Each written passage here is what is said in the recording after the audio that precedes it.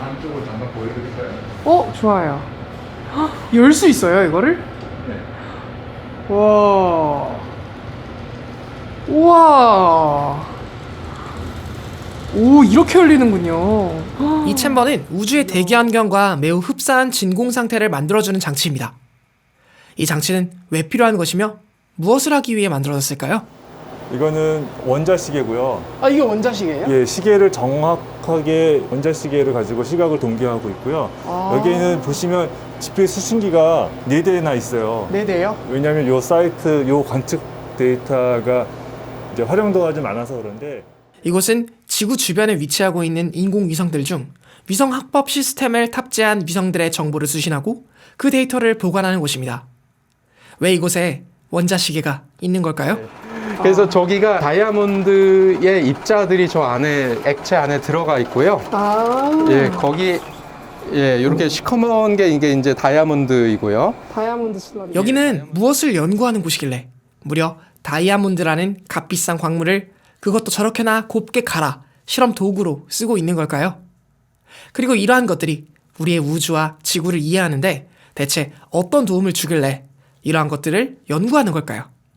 과학쿠키 오늘의 이야기는 우주로부터의 근원적인 질문에 대해 과학으로 답하는 정부 출연 연구기관 한국천문연구원에 관한 두 번째 이야기입니다.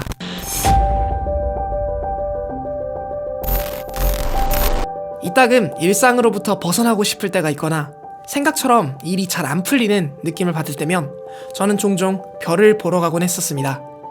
그리고 그건 지금도 마찬가지죠. 마침 하늘에 익숙한 별자리가 보입니다. 큰 곰자리입니다.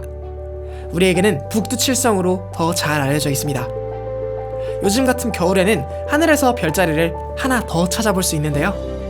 세 개의 별이 나란하게 빛나고 있으면서 주변에 팔과 다리처럼 보이는 별들을 찾았다면 오리온 자리라고 불리는 별자리를 찾은 것입니다. 그런데 문득 재미있는 생각이 들었습니다. 지금으로부터 몇천 년 전 사람들이 보던 별자리들이 정말 우리가 바라보는 별자리들과 똑같을까? 왜 이런 생각이 들었냐고요? 흥미롭게도 저 별자리들이 오늘날 우리가 보는 모습 그대로 기록에 남아있기 때문입니다. 딱 눈에 띄는 별자리가 하나 딱 보일 수 있어요. 요 언저리에. 쭉 보다 보면요. 예. 요 별자리 뭔지 아시겠어요? 북두칠성. 이거요? 북두칠성. 그러게요. 이거 예. 북두칠성이네요. 예, 북두칠성이죠. 그러니까 옛날 사람들이 보던지 오늘날 사람들이 보던지 요 형태는 너무나 명확해가지고 아, 비슷한 생각을 갖고 있어요. 별자리를 잇는 것도 똑같잖아요. 이게 북두칠성이라는 말이 동아시아에서 저 별자리의 형태를 부르는 말이죠. 사실 그렇죠. 큰 곰자리잖아요. 큰 곰자리죠. 큰 곰자리는 아. 더 얘를 포함한 영역이고 아, 그래서 북두칠성이란 이름은 어떻게 보면 동아시아권의 별자리네요. 그렇죠. 북두칠성이라고 부르는 거는 우리 쪽에서만 부르는 이름이겠죠. 또 하나 또 있어요. 여기 보시면 그러면은 여기 근처에 혹시 네. 요 별자리 혹시 오리온 자리네요. 네 맞습니다. 오리온 자리입니다. 아, 이렇게 삼성, 오리온 예, 삼성. 그렇죠. 옛날에는 삼수라고 또 불렀어요. 삼수요? 예. 북두칠성이나 오리온 자리 이거는 옛날 사람이나 오늘날 현대인들이 비슷하게 보는 별자리예요. 모양이. 오, 그렇구나. 근데 그러나 대부분의 별자리들은 네. 그림들이 좀 이렇게 선을 잇는 방식이 너무나 다른 거죠. 아, 그렇군요. 석각 천상열차 분야지도 1392년 고구려 석각 성도의 탁본을 얻은 이성계가 다시 석각을 지시하였다고 알려진 이 천문도는 과거 동아시아권에서의 천문학이 어떻게 연구되었는지를 보여주는 귀중한 사료입니다. 이 천상열차 분야지도의 보관품이 우리나라에서 천문학 연구를 담당하고 있는 한국천문연구원의 세종홀에 세워져 있죠. 그런데 이렇게 들여다보고 나니 뭔가 재미있는 공통점을 찾을 수 있었습니다. 왜 서양과 동양 모두 별들을 점이 아닌 선으로 이어 별자리로 만들었을까요? 진짜 신기한 게그 서양에도 그렇고 동아시아에서도 그렇고 별들을 이렇게 선으로 잇는 걸 참 좋아했나 봐요, 옛날 사람들. 예. 아마 선으로 이으면 찾기가 쉬울 수 있을 거예요. 왜냐하면 하늘에 별들이 점으로만 있으면 네. 찾기도 어렵고 너무 그 어렵고. 별이 맞는지를 이해하기 힘들 텐데 네. 이렇게 별과 별을 선으로 이어놓으면 부르기도 좋고 찾기도 좋고 분류하기도 편하고. 예. 오. 그리고 하나의 또 별이라는 게 하나의 영역이거든요. 네. 그러니까 뭐 행성들이나 달이나 뭐 이런 것들이 어느 지역을 지나갈 때 어느 별자리 주변 이렇게 표현하는 게 좀 빠르게 알 수 있지 않을까 생각됩니다. 오, 그래서 이렇게 별자리로 표현했던 거군요. 네네. 오, 와. 생각해보니 하늘에 떠있는 무수한 점들을, 그것도 시간에 따라 계속 이동하는 점들의 위치를 찾는다는 게 별자리를 모른다면 정말 쉽지 않은 일일 것입니다. 천체 관측을 좋아하는 저도 사실 원하는 관측 대상을 빠르게 찾고 싶을 때 별자리를 이용하곤 하거든요. 그런데 이것은 쉽고 빠르게 별을 찾기 위함인 것이지, 몇 날 몇 시 몇 분에서의 별의 위치가 정확하게 어디인지를 알기 위해서는 하늘의 별들의 위치를 명확한 기준을 통해 정밀하게 기록하여야 하고, 또 그러한 일들이 충분히 많이 지속되어 관측 자료들이 쌓여야 할 것입니다. 이러한 전반의 일을 가능하게 해줄 수 있는 도구가 바로 천체의 운행과 별들의 위치를 알아낼 수 있는 도구인 혼천이입니다. 앞서 소개드렸던 천상열차 분야 지도와 혼천이는 우리나라에서 천문학을 연구하는 데 아주 중요한 존재들이었습니다. 그 증거를 이 만원권에서도 찾을 수 있죠.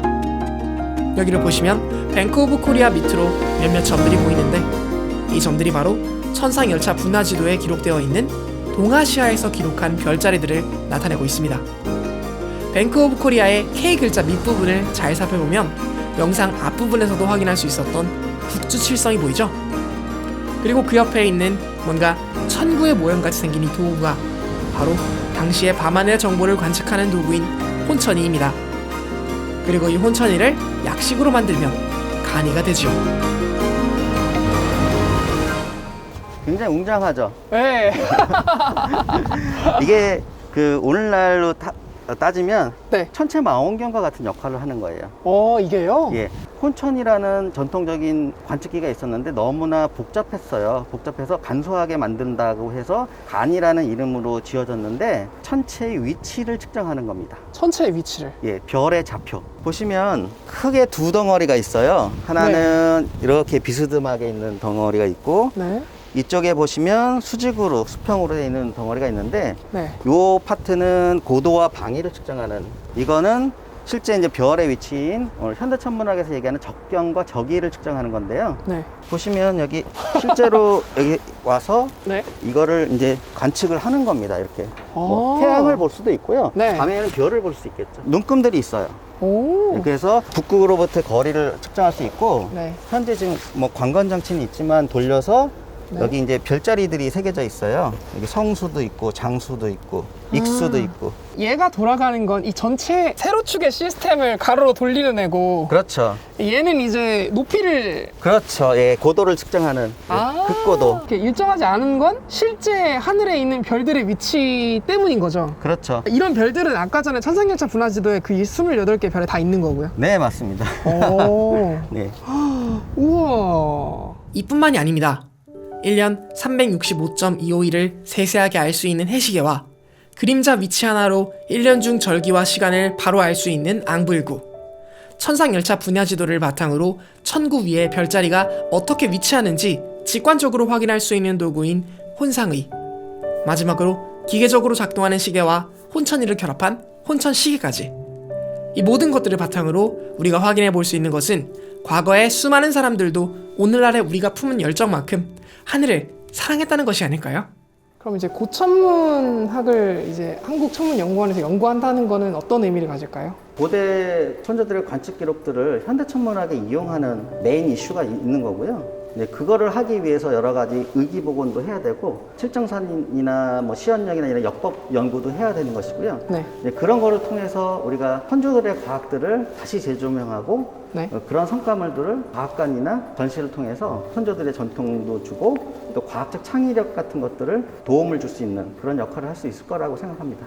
감사합니다, 박사님.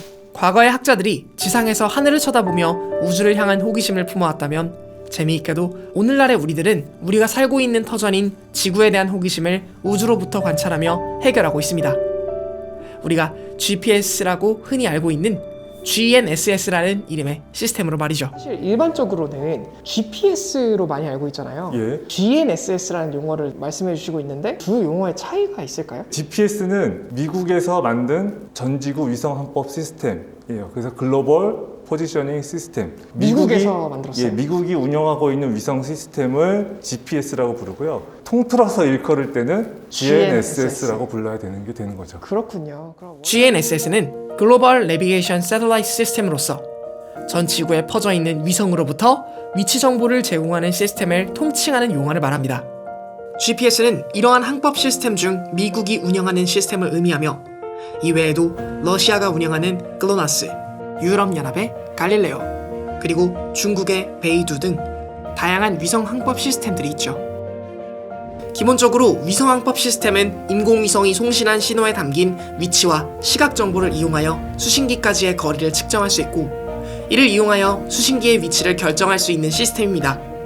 이론상으로 위치 정보를 측정하는 데 필요한 3개의 위성에 각 위성들과 수신기 사이의 시각 차이를 동기화하기 위한 위성 하나를 포함하여 총 4개의 위성이 있다면 정밀하게 위치 정보를 결정할 수 있습니다.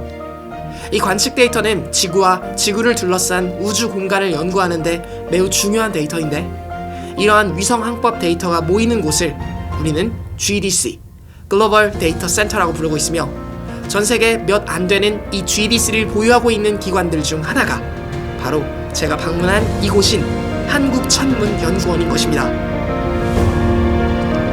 보통 뭐 항법으로 쓰이는 것들은 차 내비게이션에도 쓰이고 여행 갈 때도 쓰이고 등산할 때도 쓰이고 다양하게 쓰이죠. 여러분들이 잘 모르지만 굉장히 중요하게 쓰이고 있는 용도가 또 하나 있습니다. 바로 지구를 관측하고 지구를 감시하고 지구를 모니터링하는 걸로 많이 활용이 돼요. 예를 들면 전 지구의 GPS 위성에서 신호를 받을 수 있는 수신기가 땅에 딱 고정돼서 전 세계에 펼쳐져 있다고 생각을 해보세요. 그러면 마치 우리 몸에 모션 센서를 앞뒤 전체에 설치한 것처럼 내가 어떤 움직임을 가지든 내가 살이 쪄서 배가 나왔는지 허리를 움직여서 배가 나왔는지가 전체 모션 센서가 있으니까 다 확인할 수가 있는 거예요. 아, 그렇군요. 그죠? 그러면 저 화면에 있는 저희 천문연으로 데이터를 보내주는 사이트들의 위치하고 현재 상태를 표시한 거고요. 그리고 그 옆에 있는 화면은 몇 명이나 데이터를 받아가고 있는지, 하드 용량이 충분히 있는지, 접속사가 너무 많아서 네트워크를 보강해야 되지 않을지 그런 거 하드웨어 상태를 보여주고 모니터링하기 위해서 만들었는데 오늘을 위해서 만든 것 같네요.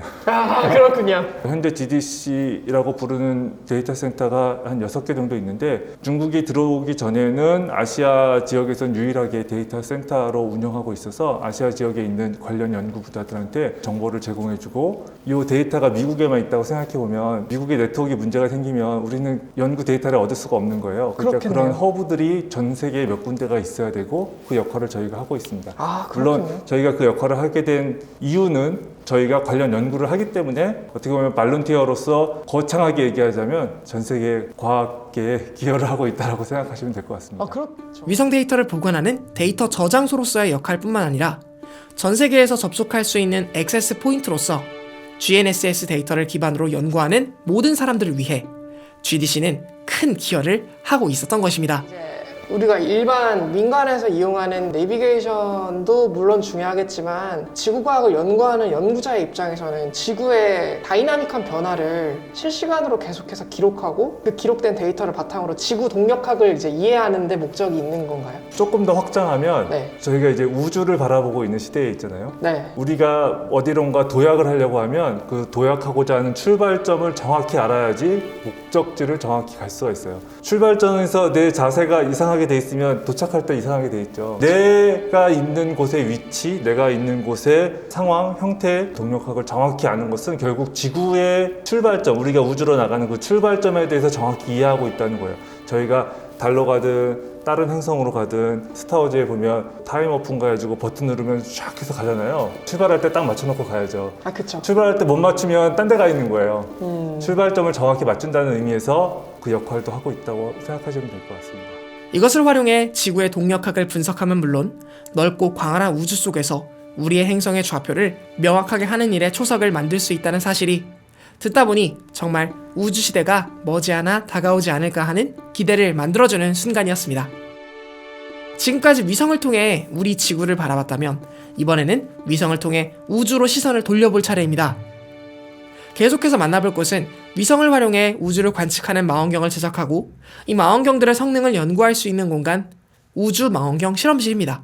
여기 보면 굉장히 뭐 네, 많은 네. 것들이 있어요. 예, 설명이. 그리고 이게 저희 지난 20여 년 동안의 역사를 쭉 간단하게 요약해 놓은 건데요. 네. 최초 우리가 수행했던 미션은 과학기술 위성 1호에 주탑재체로 올라갔습니다. 핌스라고 하는데요. 영어로는 원자외선 우주망원경이라고 할 수 있습니다. 그래서 이것은 이제 자외선 영역에서 실제 우주를 관측을 했습니다. 우리 은하의 전천 지도를 작성을 했고요. 오. 그래서 우리 은하의 전천 지도 맵을 이렇게 실제 전천이라고 하면은 전체 하늘 뭐 이런 뜻인가요? 그렇죠. 우리 은하수, 우리가 수를 밀키웨이라는 은하수 있죠. 예. 은하수를 중심으로 해서 전천 영역을 다 찍었습니다. 그리고 여기 보니까 적외선도 있어요. 그 다음 미션이 과학기술 위성 3호인데요. 네. 적외선을 관측 파장으로 해서 주체체를 개발했고 네. 미리 있습니다. 그래서 우주를 보는 8cm 아주 작지 아직까지는 근데 오. 8cm의 텔레스콥이라고 생각하시면 됩니다. 8cm밖에 안 돼요? 네, 적외선 우주망원경 같은 경우는 우주에서 오는 극미감을 관측을 하게 됩니다. 그래서 굉장히 작은 양의 빛.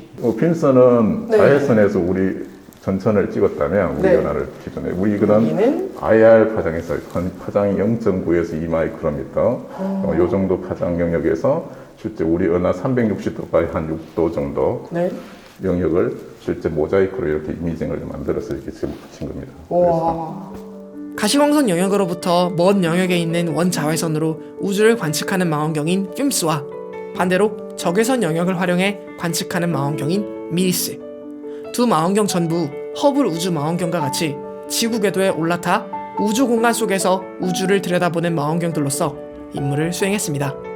이 외에도 지구로부터 우주로 나아가는 동안 얼마나 많은 우주 방사선이 인체에 피폭되는지를 알아보는 임무를 수행했던 블레오도스, 광학 편광 카메라를 이용해 세계 최초로 달의 편광 지도를 만들기 위한 미션을 수행할 우주 망원경인 폴캠, 근적외선 영역에서 우주 배경 복사와 가까운 은하에서의 별의 탄생을 연구하기 위한 목적으로 쏘아올린 우주 망원경 니스와 올해 나사와 함께 발사될 것으로 보고 있는 우주 배경 복사만을 특정하여 들여다보는 망원경인 사이버2까지 정말 많은 우주 망원경들을 이곳에서 개발하고 또 연구해왔다는 것을 알 수 있었습니다. 실제로 연구가 되고 있는 현장도 견학을 할 수 있었는데요. 작지만 컴팩트하게 이렇게 운영을 하고 있어요. 네. 스페이스 페이로드 제작하는 여러 가지 분야가 있는데요. 시스템을 하나 만들기 위해서는 과학, 광기계, 전자, 소프트웨어 이런 각각의 분야에서 전문가들이 같이 참여해서 전체 시스템을 제작한다고 생각하시면 됩니다. 그래서 여기 보시면 청정 환경에서 실제 조립을 해야 될 때가 있습니다. 광학계 같은 경우는 나노미터 스케일을 우리가 제작을 하잖아요. 네. 표면 자체에서 외부의 먼지나 그게 달라붙으면 안 되겠죠. 그렇죠. 우주에 올라가기 전에요. 그런 것들을 작업하기 위해서 저희들이 기본적인 청정 환경에서 작업을 해야 됩니다. 보통 10만 클래스 이하 정도에서 광학계 작업을 할 수가 있어요. 스페이스. 아. 여기 같은 경우는 부품들을 조립을 할 때 정전기기 방지되는 테이블 위에서 합니다. 아, 그렇구나. 이온 블로우가 이렇게 이온이 내려오는 상황에서 이제 여기서 작업을 합니다. 아, 그래서 이온들이 정전기를 발생하지 않도록 계속해서 때려주는 거군요. 사람 몸도 스트랩을 하고요. 부품에 대한 납땜이나 그런 것도 수행합니다. 오. 우리가 부품들을 그냥 바로 저렇게 하는 게 아니라 세척을 합니다. 이게 우리가 잘 아시는 안경 세척하고 비슷한 개념인데요. 아. 이게 초음파 세척기예요. 여기에 이제 이소프로필 알코올을 같이 채우고 네. 그 상태에서 이제 부품들을 집어넣고 세척을 하고 오. 어느 정도 부품이 조립되면 네. 간단한 테스트들도 우리가 수행을 해요. 여기 대구에서. 그래서 아. 이거는 이제 하나의 냉각 시험을 할 수 있는 그냥 조그만 챔버라고 생각하시면 됩니다. 냉각 시험 챔버. 여기에 이제 액체 질소를 넣을 수가 있어요. 그래서 액체 질소 탱크가 여기 안에 있어요. 아.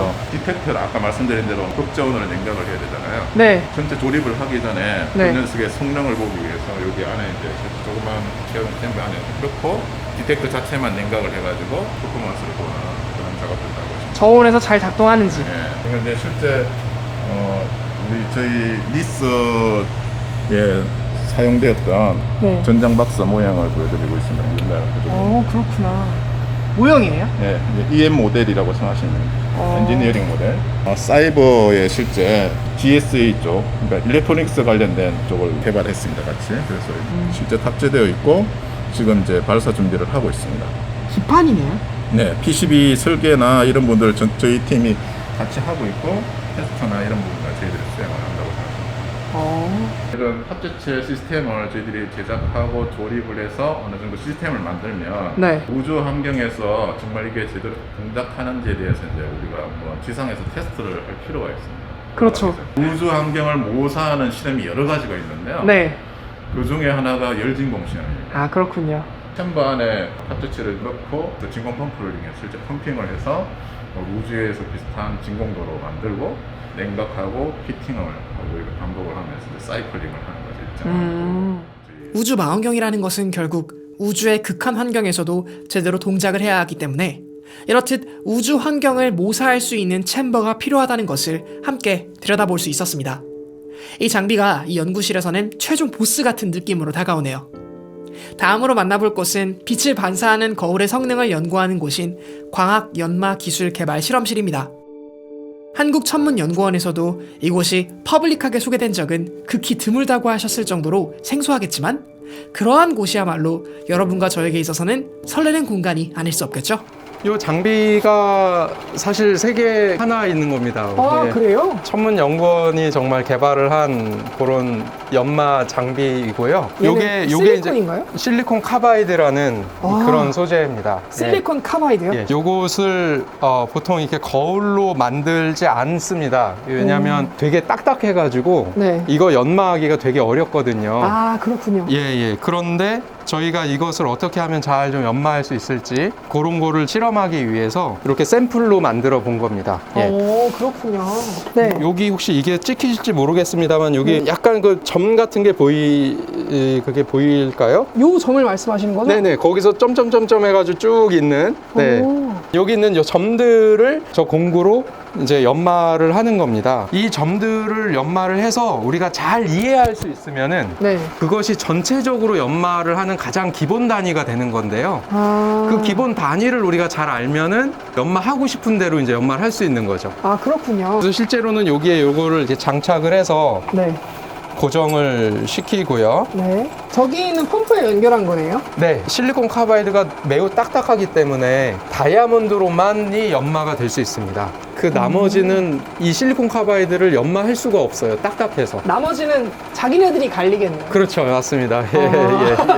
예. 그래서 저기가 다이아몬드의 입자들이 저 안에 액체 안에 들어가 있고요. 아. 예, 시커먼 게 이게 이제 다이아몬드이고요. 그 소리 나는 거는 다이아몬드가 잘 섞이라고. 스터러가 있나 보네요. 맞습니다. 오, 스토러. 예. 이 호스를 통해서 네. 저 연마액이 예. 여기에 묻고 이 묻은 필이 돌아가면서 얘를 깎아주는 거예요? 맞습니다. 예. 와우. 이렇게 하면서 네. 슬러리를 좀 뿌려주자면 이렇게 해서 슬러리가 이제 분사가 이제 될 겁니다.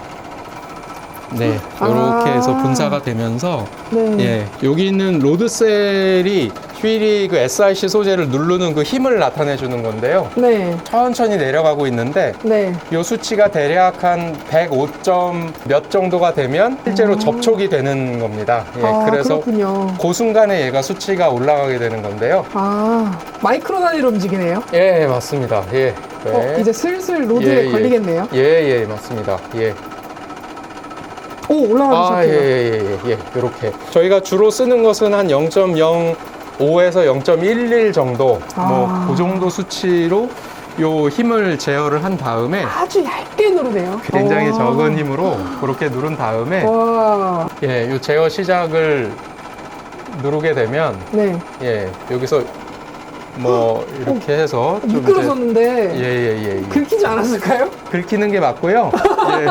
사실 저희가 네. 그렇게 미끄러져서 긁히는 그런 일들을 일부러 합니다. 아. 예. 다양한 상황에서 이 면이 어떻게 달라지는지 아. 뭐 이런 것들을 계속해서 좀 연구를 합니다. 이런저런 가능성을 저희가 다 두고 소재가 어떻게 쓰이면 좋고 어떤 식으로 연마하면 효율적으로 연마할 수 있는지 뭐 그런 것들을 알아보는. 그런 용도로 지금 하고 있고 네. 저희가 궁극적으로는 생각한 거대로 잘 작동하는 그 장비를 잘 좀 활용을 해서 향후에 그 산업 현장에 응용을 하려고 하는데 나사의 그 미러텍 거울 기술하는 그런 이제 워크숍이 있는데 네. 거기에 매년 저희가 발표를 하는데 많은 분들이 사실 좀 관심이 좀 있으신 편입니다. 예, 그래서 상당히 좀 재밌게 하고 있습니다. 예. 그렇군요. 예. 가능하다면 이런 기술을 좀 발전을 시켜가지고 우리나라도 그렇고 좀 해외에 보급이 됐으면 하는 이제 바람입니다. 예. 감사합니다, 박사님. 예.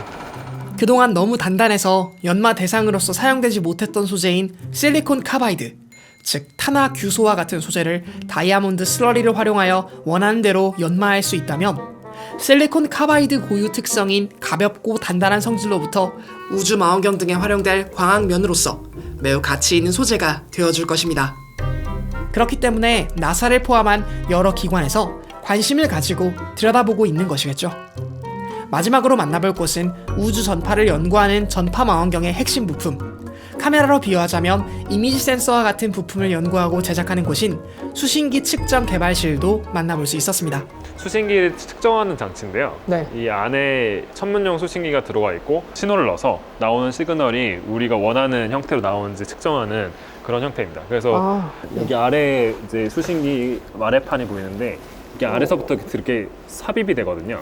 네. 그렇게 해서 이제 설치가 되어 있는 상태입니다. 아, 그렇군요. 얘가 이제 시그널을 발생을 시키고 얘가 시그널을 주는 네네네. 거예요? 시그널 발생을 시키고 걔가 이제 안에 이제 수신기로 이제 들어가게 되는데 실제로는 이제 얘가 망원경에 설치가 되니까 망원경은 이제 부경으로부터 망원경에서부터 이렇게 오는데 그거를 이제 일종의 흉내내서 하는 거라고 볼 수 있습니다. 그러면은 여기에서 발생되는 신호는 이게 전파 망원경에 들어가 있는 수신기니까 RF일 테고. 그렇죠. 지금은 이제 상온에서 작동을 하고 있는데 전파 수신기는 4켈빈에 작동하기 때문에 실제로는 냉각을 하게 돼요. 마이너스 269도로 냉각이면은 헬륨 쓰나요? 네, 헬륨. 그러면 이제 이 수신기가 이제 수축을 하게 되잖아요. 네. 수축을 하려면 성능이 약간 저하가 됩니다. 그 저하된 게 그래도 우리 이제 디자인된 목표에 맞는지 확인하는 작업을 하기 위해서 지금 이런 실험 장비를 만든 거고요. 지금 이제 상온 상태와 그다음에 냉각 상태를 두 개를 비교하기 위해서 이제 비교 실험을 하고 있는 중입니다. 아, 그렇군요. 그럼 얘는 상온이고 냉각 상태는 따로 있겠네. 네, 그렇죠. 뒤에 이제 우주로부터 날아오는 전파를 정밀하게 받아낸다는 것은 사실상 적외선을 수신하는 일보다도 훨씬 기술적으로 어려운 일일 것입니다. 그 이유는 온도가 조금만 높아져도 그 물체가 주변으로 전파를 방출하기 때문이죠. 이 때문에 기본적으로 전파 망원경의 수신부는 상당히 낮은 온도를 유지해야만 합니다. 그렇지 않다면 자신이 만들어낸 잡음 때문에 제대로 된 정보를 수신할 수 없게 되어버리거든요. 뿐만 아니라 우주에서 날아오는 전파 영역은 신호가 매우 미약하기 때문에 이를 감지할 수 있도록 초저잡음을 갖는 수신기가 필요하게 됩니다. 현존하는 전파대역 초저잡음 센서들은 특정 온도에서 회로의 저항이 0이 되는 초전도 현상이 필요합니다. 그렇기 때문에 극저온의 환경에서도 디자인한 센서가 잘 작동하는지를 검증하는 실험을 해야만 합니다. 여기 냉각기를 컴프레서, 헬륨 압축기인데 압축기를 통해서 이제 냉각된 헬륨 왔다 갔다 하면서 쟤를 4켈빈 냉각시키게 됩니다. 이 하나의 실험 장치에서 상온에서 한번 실험하고 그렇죠. 냉각시켜서 한번 또 실험하고 그렇죠. 그렇게 해서 그 두 개를 비교를 해서 성능이 얼만큼 이제 차이가 나는지를 네, 보는 맞습니다. 거군요. 맞습니다. 그러면 이 수신기를 이런 어떻게 보면 테스트를 하는 거니까 네네네. 수신기를 여기서 만들기도 하는 거죠? 그렇죠. 만든 수신기 다음에 저희가 테스트할 직접 테니까. 만드는 것입니다. 네. 그렇군요. 네. 수신기를 그렇다면 센서는 어떻게, 어디에서 연구되고 만들어질까요? 바로 이곳 밀리미터파 부품 개발실에서 제작하고 있다는 것을 알 수 있었습니다. 여기 지금 잠깐만 앉으셔도 될 것 같은데 네. 여기 이제 수신기에 들어가 있는 수신기의 그 심장이라고 할 수 있는 검출 장비가 하나 있습니다. 일종의 우리는- 센서인가요? 예. 이거는 이제 믹서라고 부르는데 네. 주파수를 100기가 있는 주파수를 주파수 천위를 거쳐가지고 한 4기가나 증폭을 쉽게 할 수 있는 주파수로 내리는 역할을 하는 믹서라고 불리는 장치입니다. 근데 이 믹서가 4켈빈에서 동작을 해요. 그렇군요. 그래서 이 믹서를 갖고 수신기를 만들고요. 이걸 준비해왔는데 네. 이걸 잠깐 보시면 네.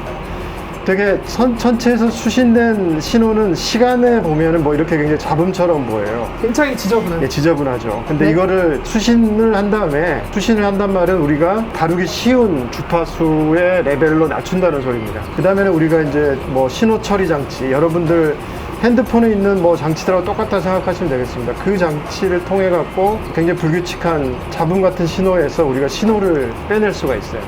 네. 스펙트럼이라고 부르죠. 실제 천체로부터 오는 신호는 뭐 예를 들어 115기가 굉장히 높은, 이게 1기가면 벌써 10억 번, 1초에 10억 번을 움직이는 신호인데 네. 굉장히 빠르죠. 굉장히 빠르죠. 얘를 바로 우리가 사실 다룰 수가 없어요. 그러니까 얘를 이제 일반적으로 아까 주파수 낮추기 이런 믹서 장치를 써갖고 네. 주파수를 100기가에서 6기가로 떨어뜨리는 거죠. 오. 정보는 잃지 않습니다. 그대로 주파수만 낮아져요. 정보는 정보 똑같이 잃지 않고 있고. 예. 그대로 6기가. 예. 이상적인 수신기는 증폭을 잡음도 시키고 신호도 증폭하죠. 그러니까 기계라는 거는 잡음인지 신호인지 모르죠. 다 같이 증폭을 하는데 그렇죠.